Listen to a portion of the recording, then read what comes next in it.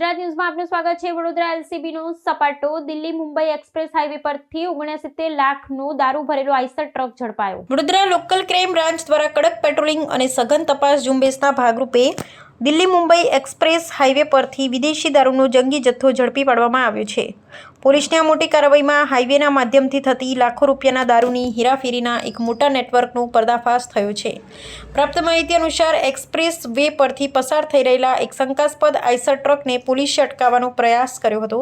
જોકે પોલીસના કાફલાને જોઈને ગભરાયેલો ચાલક પોતાનો ટ્રક રસ્તા પર જ મૂકીને તકનો લાભ ઉઠાવી ફરાર થઈ ગયો હતો।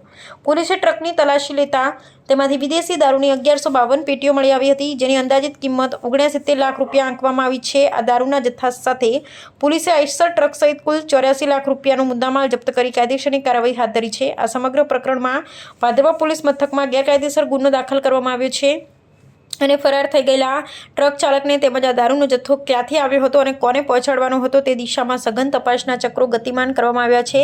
ગુજરાતમાં દારૂ ઘુસાડવા માટે બુટલેગરો હવે નવા એક્સપ્રેસ જેવા માર્ગોનો ઉપયોગ કરી રહ્યા હોવાનું સામે આવતા પોલીસે આગામી દિવસોમાં રૂટ પર ચેકિંગ વધુ કડક બનાવવાની કવાયત શરૂ કરી છે।